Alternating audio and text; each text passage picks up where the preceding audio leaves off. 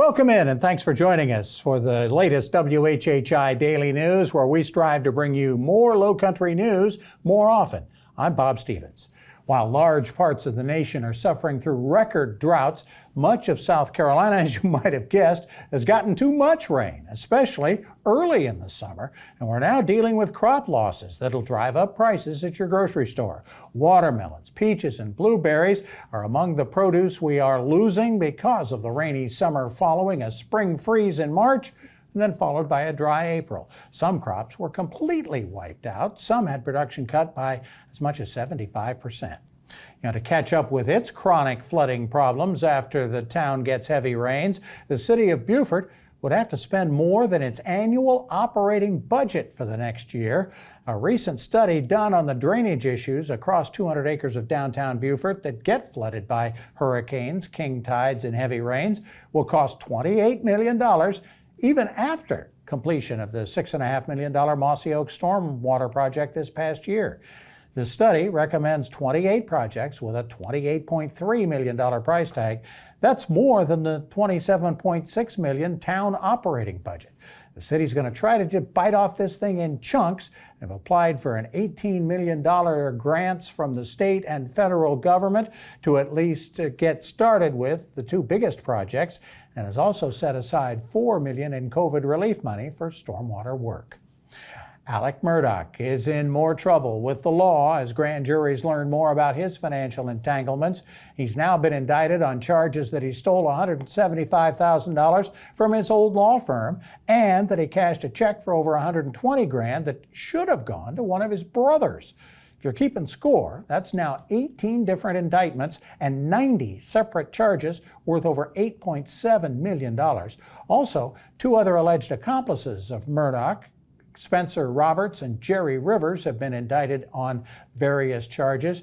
Roberts named as one who helped feed Murdaugh's drug habit. Rivers faces a count of obstruction of justice, is believed to be one of those people who has received drug money from Murdaugh. And the politics of the abortion battle are obvious. The numbers behind the arguments are coming out as well. There were nearly 6,300 abortions performed in South Carolina last year, but the State Employment Office says 14 of South Carolina's 46 counties do not have any practicing OBGYNs, not even a part-timer, and that 5 more counties have only 1. All of that's going to force many women in rural counties into the cities that have prenatal care. That's putting an extra strain on their facilities. And doctors who support abortion access say the new laws being discussed in the state would keep doctors from wanting to move here, making the long-term problem even worse.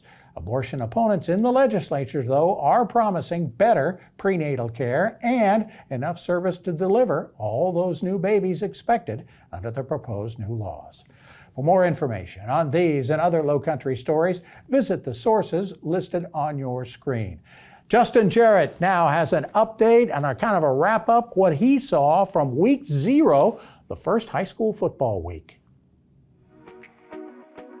Hey Loco sports fans and WHHI viewers, it's time for Last Night in the Loco on WHHI, powered by Lowcosports.com. The weather wrought havoc on the high school football schedule in week 0, but the show went on at the Den, albeit a couple hours late, and the Bluffton Bobcats started the Hayden Gregory era in style. A little razzle-dazzle on the first play of the game, double pass as Jalen Linder chucks it deep for speedster Kamari Simmons, who scoots to the end zone for the touchdown. That set the tone, and quarterback Max von Hohenstraten approached the 400-yard passing mark, and 6 different Bobcats found the end zone in a 42-13 rout. That's 55 points, the same number scheduled to be retired to honor the late DJ Fields before the game. The ceremony was rescheduled for September 16th against Battery Creek. While the Bobcats were waiting out the lightning, I headed west to Hampton County to dodge the storms and find some football. First stop was in Estill, where the Fighting Gators held off Ridgeland for a 30-20 win. Then I hopped to Hampton to catch some of Colleton County's comeback before falling short 21-7 to the Red Devils. You can find much more high school football coverage at Lowcosports.com, and we'll bring you highlights from Beaufort Academy's big win at Pinewood Prep and Hilton Head High's Brunch Bowl victory over Battery Creek on Saturday morning on Tuesday's edition of Last Night in the Loco. For Lowcosports.com and WHHI, I'm Justin Jarrett. Until next time, go Loco.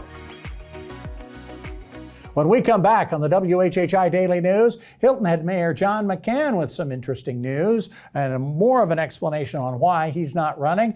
We'll hear from Chamber of Commerce Representative Charlie Clark a little later in the show and preview Beaufort's high school football season when we come back.